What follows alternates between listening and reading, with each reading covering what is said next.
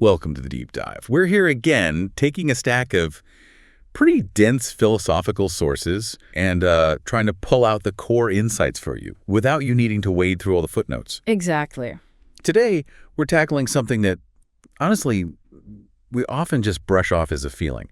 We're looking at the philosophical significance of visual wonder. And our mission here is pretty ambitious. We want to go way beyond just, oh, that looks cool. We're digging into that fundamental, maybe even transformative event that happens when your perception just stops, when you're arrested by what you see. Yeah, and I think what's really crucial to grasp right from the start is that this experience, visual wonder, astonishment, awe, the sublime, whatever label we use, it's often been, well, seriously under-examined in a lot of modern philosophy. Really? Why do you think that is? Well, it's complex, but perhaps it got sidelined as just emotion or subjective aesthetics. But if you look historically, think back to the ancient Greeks, philosophy itself arguably kicks off with thaumasine, with wonder. Right, the beginning of philosophy is wonder. Exactly. So our sources are arguing quite strongly that visual wonder isn't just some minor aesthetic curiosity. It's actually a central way we engage in philosophical reflection. Right. It's this encounter with the world that doesn't just show you something, it forces a kind of revelation. It pushes past ordinary observation. And reveals what exactly? The fundamental contingencies of being itself. Yeah. The way things are, but also the way they could be otherwise. Okay, so that makes our task today pretty vital then. We're exploring these interlocking dimensions. The ontological, how reality itself seems to shift. How it is. The epistemic, how our knowledge, what we think we know, gets challenged. Big time. And the ethical dimension, how this experience might actually shape us, our character, our sense of responsibility. So if you're listening, the question we're really posing is, how does being utterly astonished force you to rethink that whole interplay between yourself, the subject, and the world, the object? And what does it fundamentally tell us about existence itself? Okay, let's dive right into the deep end then, the ontological shift. How does visual wonder fundamentally alter the very nature of reality as we experience it? I guess we have to start by setting up the contrast, right? Ordinary perception versus the astonished gaze. Exactly. We need to talk about what the phenomenologists call habitual recognition. Habitual recognition. Sounds like autopilot. It pretty much is. It's perception in its everyday functional mode. Yeah. Utilitarian. You walk into a room, you see a chair, your brain labels it chair, knows its functions, sit on it, and you move on. Yeah, no big deal. Right. Your expectations are met, the world stays predictable, manageable. Astonishment, though, acts like a rupture, a fundamental break. It completely suspends that ordinary utilitarian way of engaging. It stops you in your tracks. Totally. It confronts you, the perceiver, with something novel, something unpredictable, maybe even just deeply strange. And it forces an immediate halt. It's that moment where the story you were telling yourself about reality just breaks. So if the world is usually like a set of, familiar mental filing cabinets, Yeah. astonishment is like finding a file that just doesn't fit anywhere, doesn't belong in any existing category. That's a great way to put it. Ah. And this connects directly to Husserl's idea, that perception is always an intentional act. Consciousness is always directed towards something. Right, focused on an object. Okay, so if consciousness is always directed, always has this intentional object, how does astonishment mess with that? How does it disrupt that fundamental direction? Yeah, how? Well, the disruption is, it's subtle, but really profound. In our normal intentional acts, our consciousness points towards an object that fits within a kind of predictable horizon of expectation. Like I expect a cup to hold liquid. Exactly. You expect the cup to be generally cup-shaped, solid, functional in a certain way. Astonishment happens when the intentional object, the thing you're actually focusing on, exceeds that horizon. It bursts out of it. It breaks the mold. It breaks them all. It resists the easy labeling, the quick categorization that our established cognitive schemas usually just slap onto things. So instead of fitting neatly into a mental box like tree or cloud or face, the astonishing thing kind of overflows the boundaries of that box. The mind just can't immediately grasp it or classify it. And that forces this cognitive suspension. You're stuck for a second. I like that nuance. It's not that you're not seeing something. It's that the something is, at least for a moment, undefinable, indeterminate. Precise. But, okay, this isn't just happening abstractly in the mind, is it? Yeah. The sources, especially thinking about someone like Merleau-Ponty, really emphasize that the body is right there in the thick of it. Oh, absolutely fundamental. Merleau-Ponty's insight here is that visual wonder is deeply intrinsically embodied. We aren't just, detached brains looking at a world screen. Right. We're embodied subjects, tangled up with the world. And the act of astonishment is enacted through our physicality.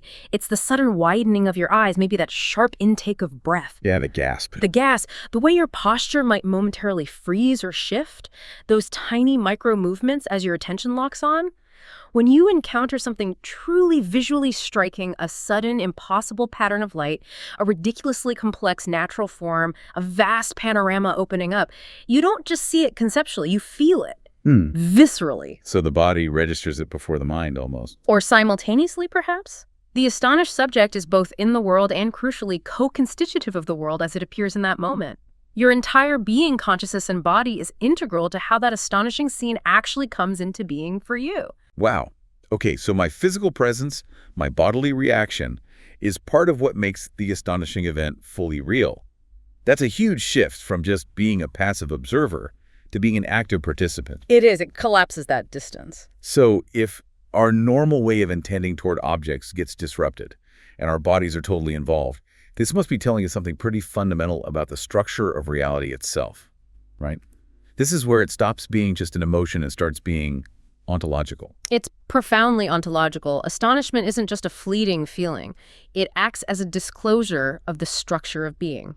Think about it. The routine of ordinary life, the predictability we rely on, it often kind of papers over the deeper latent structures of the world. Smooths things out. Exactly. But when that familiar order gets ruptured by astonishment, it's like pulling back a veil. It shows us the underlying interplay of things we don't normally notice, like presence and absence, order and randomness, fullness and emptiness. Can you give an example of that? Sure. Think about seeing something incredibly intricate, like the structure of a snowflake magnified. Ordinarily, snow is just white stuff. But in that moment of wonder, you see this astonishing mathematical order emerging from apparent chaos. It reveals a latent structure, a hidden logic within being itself. Or maybe seeing a vast empty desert, the sheer absence reveals the contingency of presence. Okay, I see. It reveals the hidden dynamics, which brings us to probably the densest concept here, Heidegger's idea of vagueness, the event of disclosure. How does visual wonder set the stage for, well, the unfolding of being itself? That sounds enormous. It is enormous. And yeah, it's pretty central if we want to grasp the philosophical weight here. Vagueness doesn't translate neatly. Maybe the event of appropriation or the event of mutual belonging or just unfolding. Okay. Heidegger sees it as this fundamental moment where being capitalized B reveals itself. And at the same time, it kind of pulls the subject into that revelation. It appropriates you. How does that happen in wonder? In those intense moments of visual wonder, maybe you're looking up at a truly dark night sky, packed with stars, or you witness something overwhelmingly powerful like a storm surge, or maybe even seeing a complex mathematical idea suddenly visualized. In that instant, the world and you, the perceiving subject, sort of co-appear. You emerge together in a moment of truth. Co-appear. Can you give us an analogy for that? It's a bit abstract. Let me try. Think of it like this. Before the astonishment, maybe you're just using the world. A hammer is for hammering. A path is for walking. You're in that functional mode. Right, tool user. During eragness, sparked by visual wonder, the world stops being a collection of tools or obstacles. It becomes pure manifestation. It's the moment when the mountain stops being a mountain I could climb or a mountain blocking the view and becomes simply mountain manifesting its being. Okay. It just is, intensely. Exactly. The astonished gaze experiences the raw unfolding of being itself.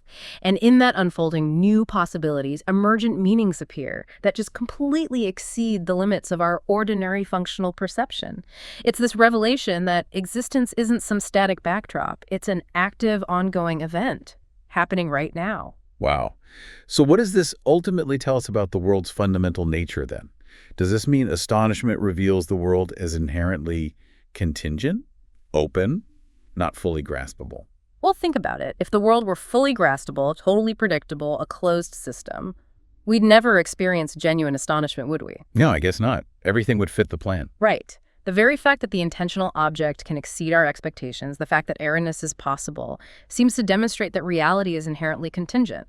It didn't have to be this way, it could be otherwise, and fundamentally open its potential for manifesting new forms, new structures, is basically infinite. So it's not all lockdown. Not at all. This realization, which visual wonder really hammers home, places our perception within this horizon that's simultaneously finite, our ability to grasp it in this moment and infinitely open the world's inexhaustible capacity to show us something new. It kind of forces us to realize that our sense of certainty is mostly just an illusion built on habit and routine. Okay, so that ontological rupture, that sense the world isn't fixed, that must immediately throw our knowledge systems into a bit of chaos, right? If the world is contingent and open, how does astonishment confront the limits of what we thought we knew? This takes us straight into the epistemic challenge. Absolutely. Visual wonder is incredibly powerful in exposing the provisionality of knowledge. Our standard epistemic frameworks, the ways we categorize things, assume continuity, predict what comes next, they're built for the everyday, the routine world. They work until they don't. Exactly. When a phenomenon shows up that just defies easy conceptualization, the astonishment reveals that our concepts aren't perfect mirrors of reality.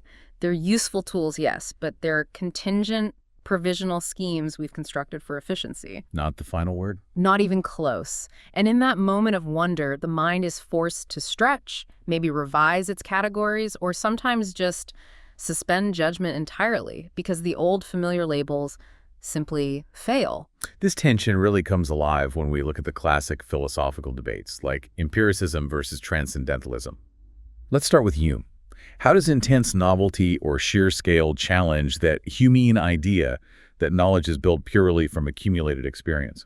Right, so for Hume, knowledge comes from sensory experience and inductive reasoning. We see the sun rise day after day, so we infer it will rise tomorrow. It's built on patterns from the past. Makes sense. But astonishment shows us that the sheer novelty or intensity of what we perceive can just blow past the explanatory power of all that accumulated past experience. Imagine being confronted with something that violates every pattern you've ever encountered, say, witnessing some bizarre quantum phenomenon made visible, or a biological structure unlike anything known. Your past knowledge offers no explanation. It doesn't compute. It doesn't compute. The chain of inductive reasoning based on past experience is snapped by the singularity, the sheer whatness of the visual event. Okay, and then on the Kantian side, Kant talks about our innate cognitive category, space, time, causality shaping our experience. How does visual wonder create that dialectical tension between imagination and understanding he discussed? Yeah, this is especially relevant for the sublime, which we'll get into more detail on later. For Kant, visual wonder, particularly the sublime, presents a kind of cognitive paradox. Your imagination struggles, desperately tries to grasp the magnitude or complexity, think about trying to actually picture infinity, or the sheer number of stars. It fails. It can't synthesize it into a single coherent image. Too big. Too big, too complex. But at the same time, your understanding, your reason still tries to impose order, to find the underlying principles, even if it can't picture the whole thing. This internal struggle, this tension between the failing imagination and the grasping reason, highlights both the power and the limits of our cognitive faculties. So the failure is also a kind of success. In a way, yes. The failure of the imagination to fully represent the object is simultaneously a success for reason, because reason recognizes its own limitation before this immensity. Yeah. And recognizing limits is a form of knowledge. Interesting. Okay, let's pivot a bit from classical philosophy to more modern cognitive science, because the sources bring up these predictive coding models. If our brain is essentially a prediction machine, constantly trying to guess what's coming next, can you unpack how that leads to this moment of pure disruptive astonishment? Right. This is a fascinating angle. The basic idea of predictive coding is that the brain isn't passively receiving sensory input. It's actively generating predictions about what input it expects to receive based on its internal models of the world. Its main goal is actually to minimize surprise or prediction error. It wants things to match the forecast. Exactly. It wants a smooth ride. Now, visual wonder in this model is essentially the result of a massive, significant prediction error. When some incoming visual stimulus may be an impossible color contrast, a perspective that defies geometry, a sudden movement you didn't anticipate drastically violates the brain's highly optimized expectations. Alarm bells go off. Big time. The system flags it as, whoa, high importance, something's wrong with the current model. It generates a strong error signal that basically says, alert, current understanding is invalid, stop everything and reevaluate now. So the cognitive engine just slams on the brakes, Yeah. and all resources get diverted to figuring this out. This error triggers what's called attention capture, right?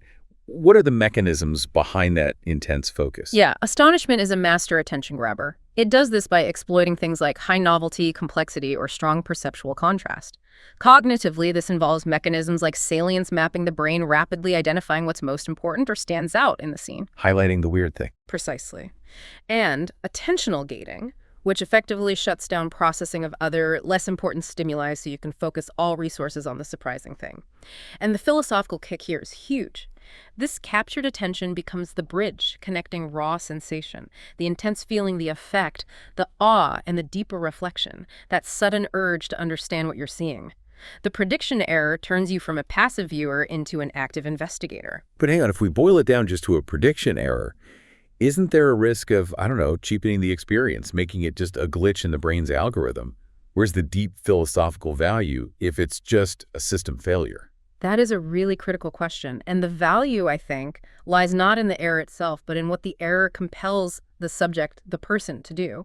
Astonishment isn't just effective. It's not just mechanical. It's profoundly epistemically generative. Meaning it creates knowledge. It creates the conditions for knowledge growth. When the familiar world is suddenly rendered strange by that prediction error, the mind is urgently pushed to investigate. Why did my prediction fail? What is this thing? This motivates hypothesis formation. Maybe it's this, maybe it's that. It prompts active exploration, and crucially, it necessitates the revision of those latent knowledge structures, those assumptions we built up through habit. So it forces learning. It forces learning, exactly. It fulfills Aristotle's old saying perfectly. Wonder is the beginning of philosophy because it jolts us out of passive acceptance and into the active desire for understanding, for explanation. It's the engine of intellectual growth, sparked by that initial what moment. And constantly having to revise our mental maps like that must require a certain kind of mental flexibility or discipline. Which brings us to epistemic humility and virtue. Precisely.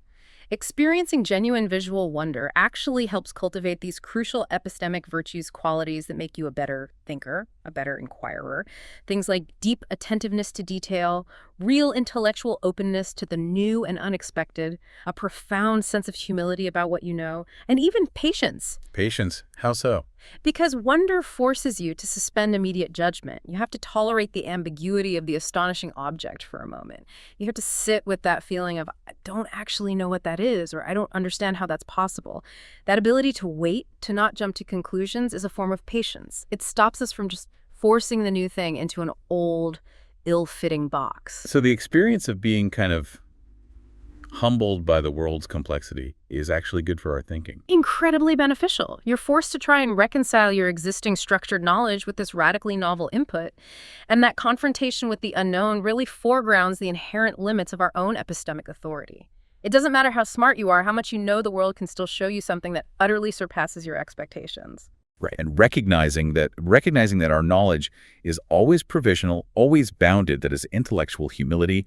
It's the necessary antidote to a dogmatism, to thinking we have it all figured out. Keeps the door open for continuous, open-ended inquiry. Okay, let's shift gears slightly now, moving towards the existential weight of this experience. If visual wonder challenges our knowledge limits, it seems it also confronts our very human limits. And this often manifests as what philosophers call the sublime. Kant's work seems key here, defining the sublime as something great beyond all comparison. Yes, the sublime is often seen as the apex, the most intense form of visual wonder. Kant primarily categorized it in two ways, but the core idea is that astonishment reaches the level of the sublime when our imagination tries to grapple with something magnitude, power, novelty, complexity that fundamentally exceeds its capacity for full, coherent representation. Our minds just can't hold it all. Exactly. Our senses, our mental picturing ability are overwhelmed. Think of trying to truly comprehend the vastness of geological time when looking at ancient rock strata or the sheer chaotic power of a massive waterfall. You simply cannot contain it all mentally. Can you quickly break down the difference Kant saw between the mathematical sublime and the dynamical sublime? Sure. The mathematical sublime relates primarily to magnitude. It happens when we encounter something so incredibly vast, think astronomical distances, the idea of infinity, that our imagination fails in its attempt to synthesize it, to count it, or measure it into a single comprehensible whole. We're just cognitively dwarfed by the sheer scale. Okay, scale. What about dynamical? The dynamical sublime relates to power. This is triggered when we witness overwhelming, potentially destructive forces of nature, a raging storm, a huge crashing wave, a volcano erupting. We recognize our own physical smallness and fragility in the face of this immense power. Importantly, Kant notes we experience this sublime feeling from a position of safety. If you were actually in the storm, it would just be terror. Right, you need that aesthetic distance. Precisely. So the sublime is triggered by both overwhelming scale and terrifying power, but the feeling itself is complex, not just fear. Yeah, because the sources say it evokes both awe and delight, which sounds almost contradictory. How can you be delighted by something that overwhelms you? That tension is the core of the experience and the source of the delight. You feel this profound sense of awe, maybe even a touch of fear or insignificance, because your imagination fails. It highlights your sensory and cognitive limits. You can't grasp it. But simultaneously, you feel a kind of delight or exaltation because your reason, which Kant saw as a higher, purely conceptual faculty, can apprehend the idea of the infinite, or can grasp the underlying principles or order behind the phenomenon even if the imagination can't picture it. Reason recognizes its own superiority over the merely sensible. So my mind fails, but my reason understands the concept of failure before immensity. Sort of. Reason comprehends the idea of boundlessness or immense power, even if imagination can't render it. This cognitive tension, this back and forth between imaginative failure and rational grasp, provoked by visual wonder, is what forces reflection on our own finitude. We are limited beings, but also on the power of our reason. It highlights the limits of human understanding before the world's inexhaustible richness. It's humbling, yet simultaneously elevating. That makes the sublime feel like a kind of psychological mirror, reflecting our own cognitive architecture. And this direct confrontation with magnitude, with power, with limits, it connects pretty naturally to the concept of finitude itself, which thinkers like Heidegger explored so deeply. Absolutely. Visual wonder can act as a really powerful existential lens. It has this ability to momentarily disrupt our everyday, mundane, often quite trivial preoccupations. The emails, the errands, the low-level anxieties that fill our days. It cuts through the noise. It cuts right through it. And in that suspension, in that moment of arrested attention, we're confronted not just with the immediacy of what we're seeing, but also with the startling contingency and fragility of our own existence. When you're truly astonished by the vastness of time, looking at ancient ruins or the vastness of space, looking at the stars, it can't help but foreground your own mortality, your own temporal limits. You realize this view, this phenomenon, will go on long after you're gone. Precisely. It situates your own brief existence against this immense backdrop. This sounds very much like what Heidegger was getting at with his concept of being toward death, that fundamental awareness of our own finite lifespan being essential to authentic existence. It resonates very strongly. Astonishment, especially of the sublime kind, situates the subject squarely within this existential horizon. Whether you're visually stunned by something incredibly beautiful but fleeting like a perfect rainbow, or a rare wildlife sighting, or by something seemingly vast and eternal like a mountain range, it can force a reflection on your own temporal finitude. The visual wonder acts as this profound, often nonverbal catalyst for thinking about the significance, maybe the preciousness, and certainly the vulnerability of your own limited time. It makes the now feel incredibly intense and valuable. Very much so. And the sources also mention that this experience is so potent, it can actually warp our perception of time itself. That feeling of time slowing down or stopping, that temporal suspension or dilation. Yes, that's a common phenomenological report. Ordinary life tends to operate in linear time. Past flows into present, flows into future, tick-tock. Visual wonder often interrupts this perceived flow. It creates a moment of temporal suspension or even dilation, where time seems to stretch out or momentarily cease. Like watching a slow-motion replay in your mind. Something like that, or just feeling utterly absorbed in the present moment, disconnected from the usual forward rush. Think of watching something incredibly intricate unfold, like a flower blooming in time-lapse, or the slow creep of stars across the sky. For that moment, the linear march of events feels suspended.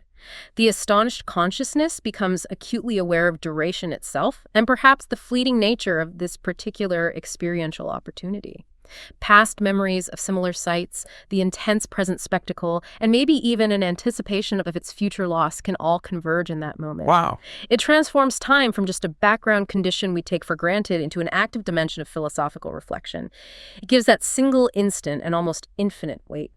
Okay, so a visual wonder makes us acutely aware of life's preciousness, our own vulnerability, our finitude. This must have profound ethical implications, surely. How does being astonished actually nudge us towards being, well, better people? I think it fosters some critical ethical virtues, qualities necessary for a truly humane existence. By revealing the world's immense complexity, its grandeur, but also sometimes its fragility. Think of seeing a threatened ecosystem visual wonder cultivates deep attentiveness, a necessary intellectual humility, and crucial moral awareness. How does humility link to ethics here? Well, when the astonished subject recognizes the vastness and complexity outside themselves, it naturally highlights their own relative smallness and, perhaps, vulnerability. This recognition can lead directly to reflection on our freedom and our responsibility within this complex, interconnected, and often fragile world. We might start seeing the world less as just a resource to be used, and more as a marvel that deserves respect, maybe even care or protection. It shifts our perspective from owner to steward, perhaps. That's a good way to put it. It encourages a less anthropocentric view. This seems to connect with the work of philosophers like Martha Nussbaum, who argue that our emotional engagement with the world is actually integral to ethical reasoning. It's not just cold logic. Absolutely, and Nussbaum's work is very relevant here. Astonishment, and especially the strong emotions often associated with it, like awe and admiration, can act as an effective bridge to ethical reasoning. When we are genuinely moved, visually and emotionally, by the world's sheer grandeur, its intricate detail, or even its vulnerability, it can expand our capacity for empathy and sensitivity. It pushes our circle of concern outwards. So seeing something amazing makes us care more. It can. It's arguably harder to remain indifferent to the fate of a stunning coral reef once you've been truly awestruck by its beauty and complexity. Astonishment situates us within an ethical horizon of care and relational responsibility. It reminds us we are part of something much larger than ourselves. So in this sense, the very capacity for wonder is ethically formative. It shapes our moral character by expanding our perceptive and emotional range. Okay, so we've really established that visual wonder is this profound personal philosophical event. But the sources are quite clear, aren't they? That this experience is never purely solitary or like happening in a vacuum. It's deeply shaped by the world around us, by our culture. Let's dig into that cultural conditioning. Yeah, this is crucial. Astonishment is never purely individual. It's always filtered through cultural norms, through established aesthetic traditions, and through our specific historical conditioning. What shocks us, what amazes us, is always relative to our ingrained expectations. And where do those expectations come from? Largely from our culture. Can you give an example of that relativity? Sure. Think about the astonishment felt by someone in medieval Europe seeing a complex stained glass window depicting a biblical scene for the first time. The light, the color, the narrative power would have been overwhelming in a context where visual literacy was different. Now compare that to the astonishment someone today might feel experiencing a hyper-realistic, fully immersive VR environment. Both astonishing, but for totally different reasons based on different backgrounds. Exactly. Both are complex visual feats designed to impress, but the cultural context, the shared background of assumed knowledge, technological possibility, aesthetic values, is completely different. This implies that things like cultural literacy and aesthetic education are actually necessary to cultivate deeper wonder. Otherwise, it might just remain stuck at the level of mere spectacle or surface novelty. You need context to appreciate the depth. So the actual objects that trigger astonishment, they change throughout history. They're historically situated. Absolutely. The astonished gaze is dynamic, not fixed. Historical shifts show this very clearly. You move from a focus perhaps on religious spectacle and perceived miracles in pre-modern times to maybe the Enlightenment's fascination with intricate mechanical automata, scientific instruments, and the Linnaean classification of nature. Ordering the chaos. Right. And now, perhaps, to a contemporary focus on things like computer-generated fractal art, images from deep space telescopes, or the uncanny possibilities of AI and simulated realities. The cultural context frames both the specific expectation that gets violated and the ultimate significance we attribute to the experience. We are, in a sense, taught what is worthy of our awe. That's interesting. And the sense of wonder isn't always private either. It can be shared, creating collective astonishment, which sounds like it has some serious sociological implications, maybe touching on what someone like Durkheim observed. Oh, absolutely. Durkheim's ideas are very relevant here.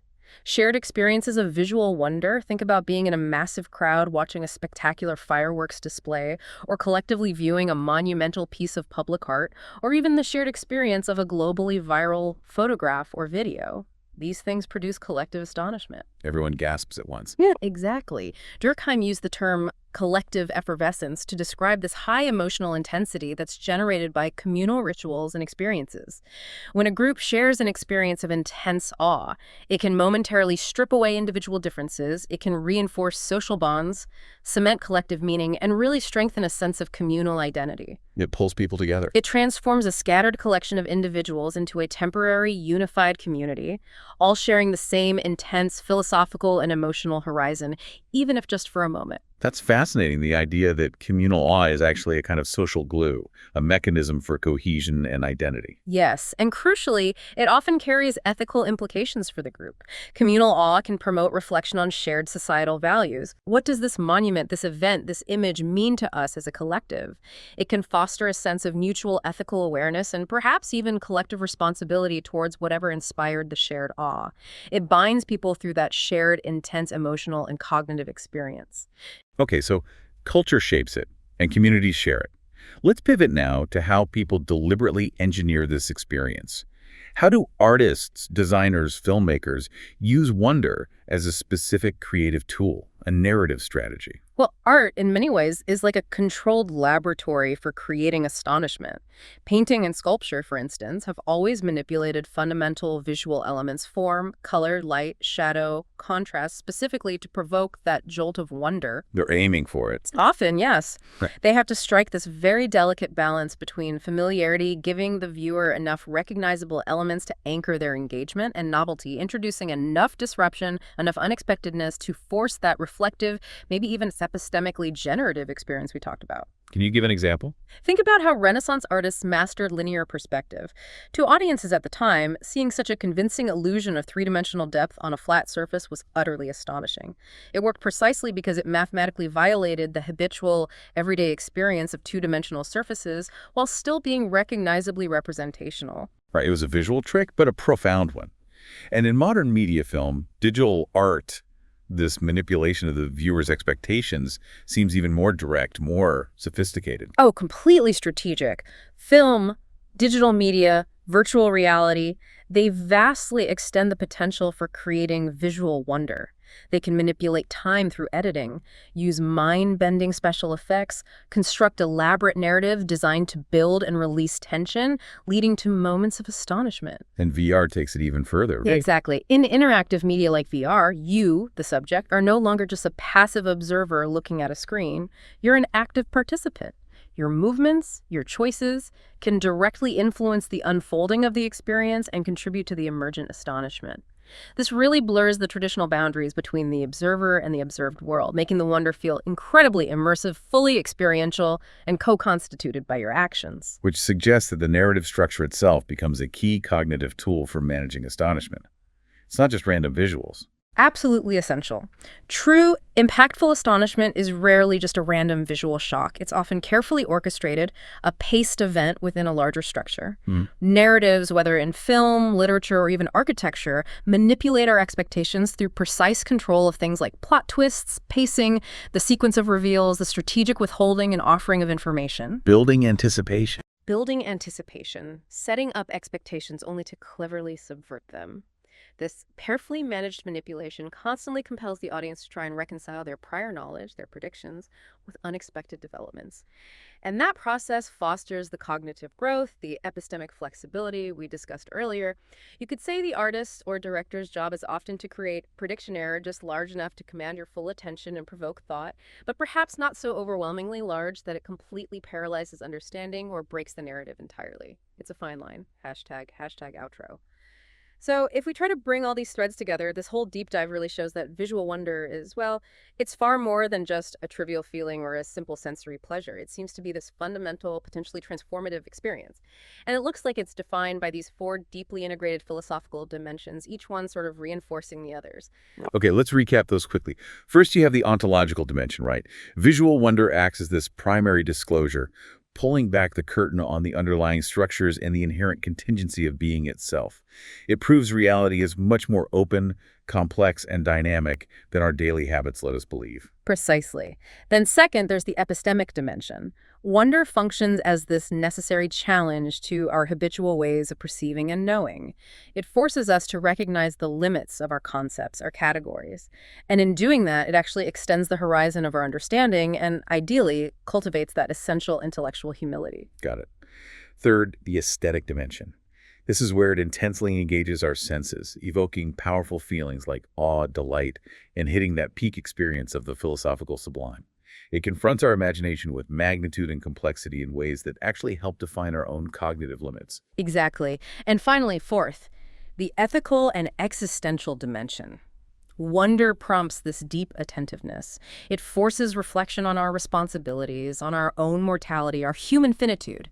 It functions as this vital catalyst for developing moral awareness and maybe even a sense of care for the world beyond ourselves.